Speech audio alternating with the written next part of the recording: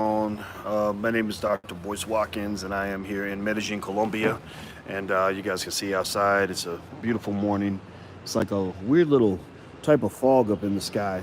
I guess this is what happens when it rains. Medellin actually stands for eternal spring, and it's an adequate description because this place is one of the most beautiful places around.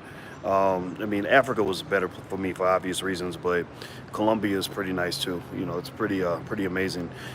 So anyway, I wanted to get you guys' opinion on something. I was reading about Kanye. With me. Give me a yes or no if you can see me or hear me, because I don't know how this Wi-Fi thing works here in Colombia. So let me know. Give me a yes or no if you can see me and hear me. I think I'm coming through okay. If I'm not, then I'll just come back later. But anyway, Ti made that remark about checking his daughter's hymen or something like that, and I don't know if you guys saw that remark. I assume you did.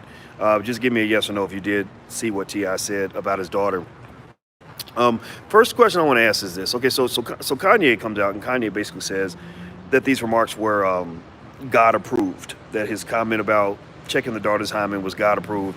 Um, so I got a couple of questions. First question I want to ask you guys is this: with all due respect to how you might see Ti one way or the other, like I'm a fan of Ti. I told you guys he's my favorite rapper and stuff like that, and I like him as an activist, but I wasn't sure how I felt about that particular comment. I felt like that comment was overkill. Um, Give me a yes or no. Do you think that the idea of checking your daughter's hymen to make sure that she's a virgin is overkill? Yes or no? Do you think no if you think it's fine? Yes if you think it's a little bit over the top. What do you think?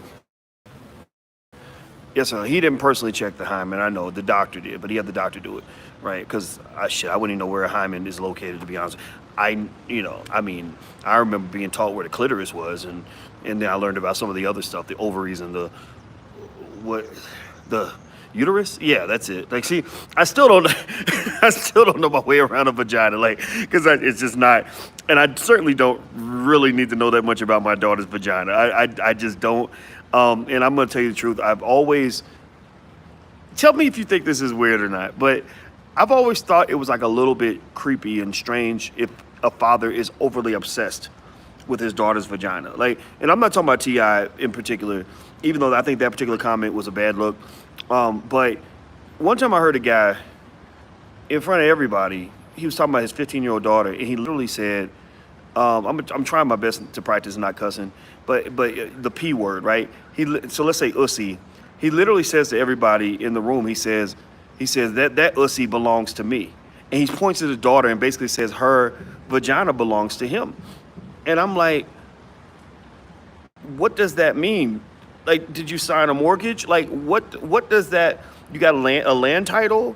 Like, what you have a like registration like a vehicle? Like what does that mean when you say it belongs to me? Like, I didn't know how to process that, and I thought it was a little bit interesting, right? And so anyway, so Kanye, he makes his remark. Kanye's going around. Here's the thing about Kanye. I figured out Kanye's MO, right? Kanye is like Kim in the sense of being masters of marketing and masters of garnering attention. I don't know if anybody saw, but go look it up. Look up Kanye dressed in aluminum. Did anybody see? Give me a yes or no if you saw this. There's a time where Kanye literally was looking like the Tin Man. He spray painted a situation. So let me see here. Okay, you guys able to see me now? Okay, so so anyway, I don't know if you guys saw that, but he literally does a performance and he's dressed all in aluminum or something, and it's really the funnest thing in the world. So I honestly think Kanye says things to set people off, to get attention, and I think he's good at it. I think he made over. I could have sworn I saw he made $100 million last year or something like that. So it's obviously working. Even though people are mad at him about the Trump stuff and everything else, he's a master at it. And so he makes this comment that Ti's remark is approved by God. I don't understand Kanye's little weird religious journey. I'm gonna believe that it's real because it seems to be real. It seems like he's really, really going through a process. I think the measuring stick though for Kanye will be what man are you going to be 3 years from now? You know, are you still going to be the same guy, or are you going to shift when it's time to come up with a new gimmick that will help you sell records or help you to remain relevant or whatever? And so that'll be interesting. That'll be the test. In terms of the remark about T.I. and the comments about his daughter being approved by God, no, I don't think, I just don't know if God wants men up in their daughters' hymens. But I do know God wants men protecting their daughters, right? I do believe in protecting your kids. And I think there are ways to protect them without being overbearing with it. But at the same time, I think there has to be a pushback against this idea that protective black fathers are nothing more than big balls of toxic masculinity. Toxic masculinity, along with terms like homophobia or what's the other one that they like to use? Liberals like to invent words. I told you they like to invent terms, pull them out of their ass or whatever. There was another one, fat shaming and slut shaming, because I was dealing with that with the whole Lizzo thing. Like the thing is that stuff doesn't work on me because I see right through it. Like I see the social engineering. I understand the process, and that's why I talk a lot with you guys, because I want other black people to see what I'm seeing and to understand how this all works and to not go along with it. You know, you got to form your own opinions, and you got to stick with those opinions. You know, you got to stick with your ideas and your beliefs, even if people think that you're stupid or crazy or whatever, or even if the world ostracizes you. If you look throughout history, the greatest men and women in history are the ones who stuck to their guns despite the opposition, who didn't just ebb and flow with the tide and didn't just go with the trend. They just stuck to what they believed in, and that's my goal. My goal is I'm going to make Black history by being solid and consistent about what I believe in and who I am. Do me a favor, if you could hit the thumbs up button real quick, please hit that thumbs up button, because that helps the live stream a little bit. Please hit the thumbs up button. And also somebody asked, where can I go to buy Nike stock? Well, a couple things. One, you could there's a lot of apps out there, Acorn Stash, Robinhood, then there's also Cash App. But then also, don't forget, I have a stock market class. I teach stock market investing all the time. I have a ton of information in my curricula. If you go to theblackstockmarketprogram.com, that's theblackstockmarketprogram.com. You can actually take my class over there, or you can also go to Dr Boyce Masterclass.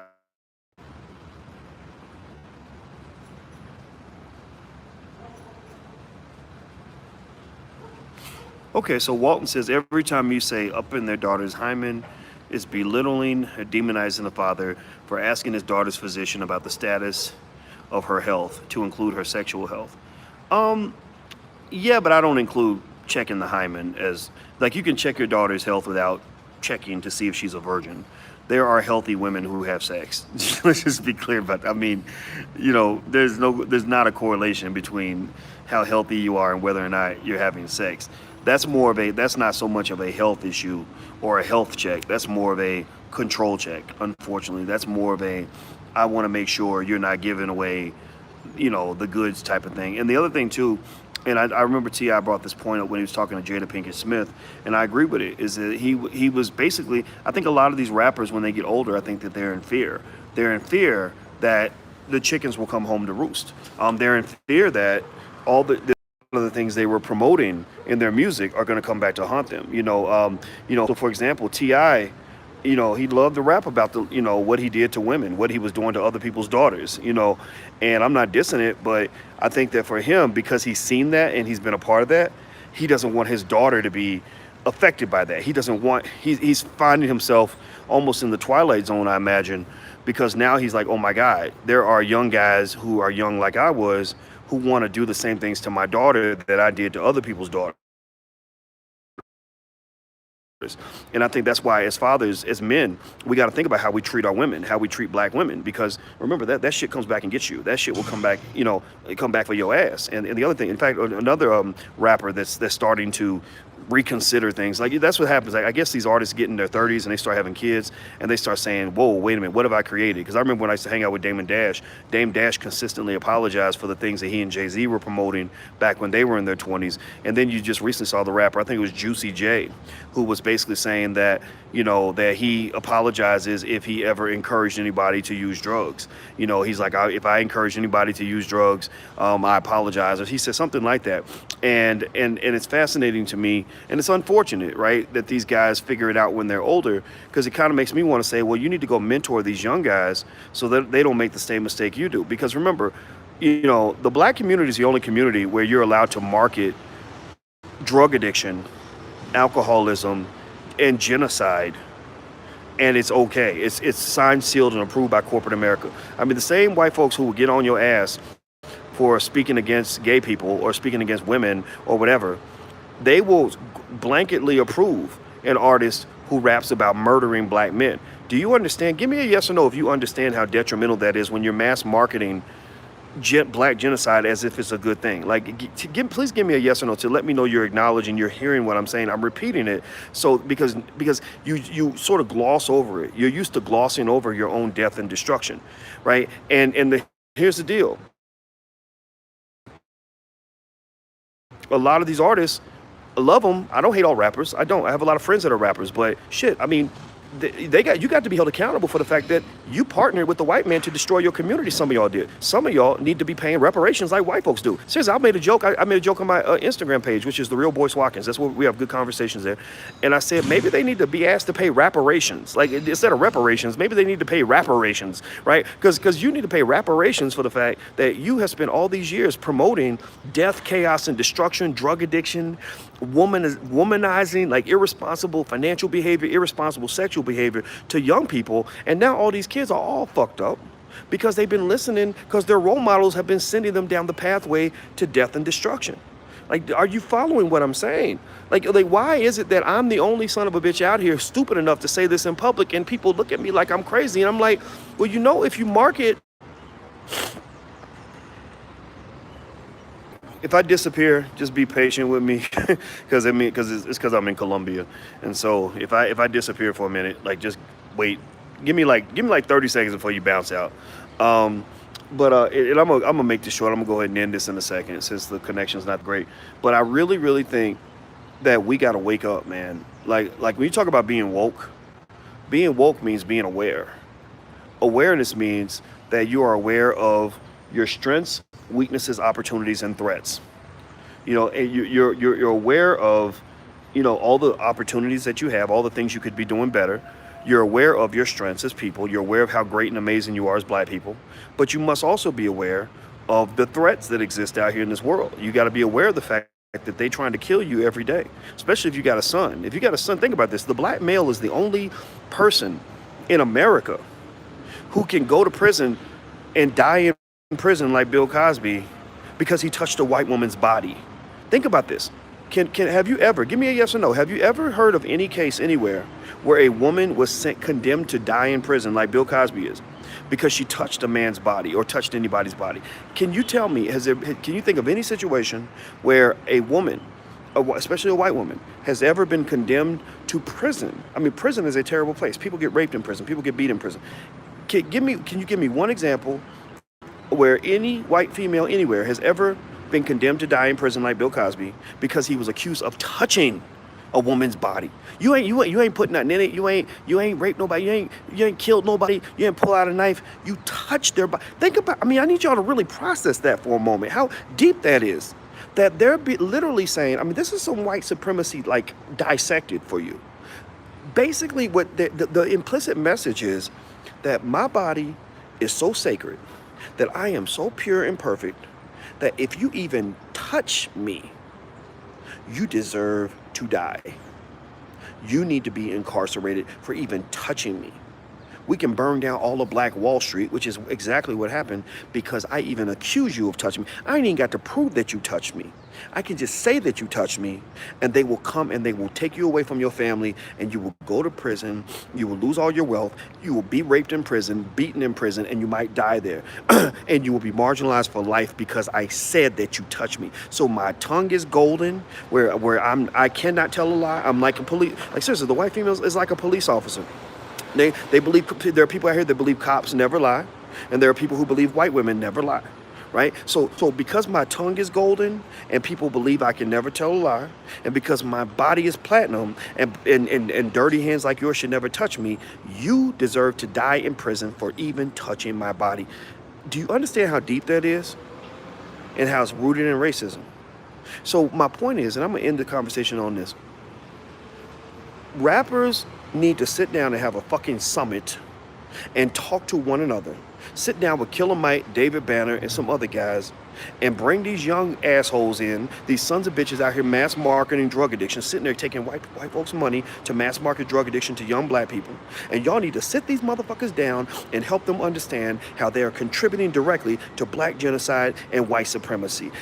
Help them understand that when you mass market, when you take money from that man to mass market drug addiction to a community that is already afflicted, that is already struggling, you ain't no better than a Klansman. The only difference between you and a Klansman is that you will do more damage than the KKK ever could. The KKK can't run up in the hood and murder 1,000 black men or cause 1,000 black men to march to their death. But a rapper can. A rapper can. Because ain't nobody gonna, I'm sure, I'm just a scholar. I'm just a guy who's talking crazy. My God, I'm talking about black power. I'm like, what's wrong with me? I'm talking about black intelligence. Don't nobody want to hear that shit. I'm talking about black people actually trying to be healthy and smart and strong. Like, who wants to hear that shit? Fine, nobody wants to listen to me because I'm a fucking scholar. So they listen to the rappers. Well, rappers, you have a responsibility. If you're out here promoting bullshit, then guess what? There's gonna come a point where the community will rise up against you and they're gonna treat you no different from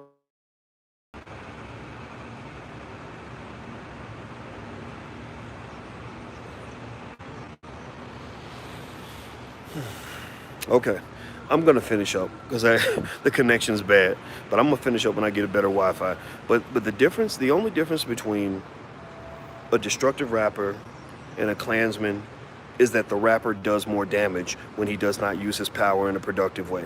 So don't just tell me that money means everything and that you're doing it for the dollars and that because you're making money, because you get money, that you're successful. You ain't no fucking successful black man if you're out here killing babies and marketing drug addiction and alcoholism and getting all these young boys to drink perp until they having seizures in the fucking airport and shit.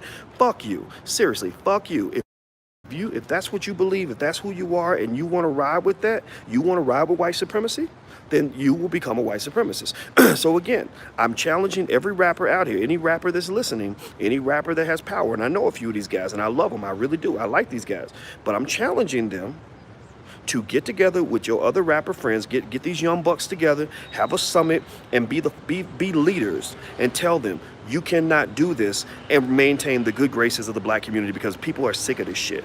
Seriously. So anyway, I went off on a whole different spin. I started off talking about T.I. and Kanye. We done went all around the world, but I'm about to hang up. Me and my girl, we about to go salsa dancing. I'm about to go do that. We about to learn how to salsa. I need to learn how to dance, man. I can't dance. So I know y'all, I know we think black people should sit around dancing and shit. I spend my time like actually reading books and stuff. So I'm being stupid. I'm being an asshole right now. But we're actually gonna go salsa dancing. And I want to wish everybody a happy new year. And I want to, if I hurt anybody's feelings, I want you to get past your feelings and I want you to really think about what I said. And I want you to go look at the evidence. There's 1,001 songs out here that are celebrating and mass marketing the death of the black community. When you have your most prominent, most powerful people marketing the death of the community, then why would you be surprised if the community is dying? That doesn't make any sense. So we got to understand our own role in everything that's around us. If you can't see your own role, I mean, you're like, it's like you're in a big play. You're in a play and you're the star of the show. And so you determine which direction the story is going to go. So just be smart, black people. That's it. I'm in Medellin. In case anybody wants to know, it's Medellin, Colombia. It's a beautiful place. I highly recommend it. My niece lives here, so I come to visit family and also do some business down here, stuff like that. I met some real intelligent black people that live down this way. And there's a lot of wonderful black people in South America. They're oppressed just like you. If you ever go to a country like Brazil, which I actually haven't gone to Brazil, but I know a lot of people who have, and I'm going to go. The oppression in Brazil is probably as bad or worse than what you're dealing with in the U.S. So I encourage you to research what your brothers and sisters are dealing with in Brazil, because a lot of them can really identify with what we talk about in the United States. That's just my 2 cents. I think that our power base is going to be connecting with the diaspora, not just staying domestic and being self-centered, but that's just my opinion. So feel free to agree or disagree, but I just want to throw that out there. All right, guys, I'm about to go. Please hit the thumbs up button before you go. Hit the subscribe button, the share button. Also, go to intelligentblackpeople.com. We'd love to get your support to grow the platform. That's intelligentblackpeople.com. I'm out of here, guys. Have a good day. I'll check in soon. Happy New Year to everybody. Be good. Peace.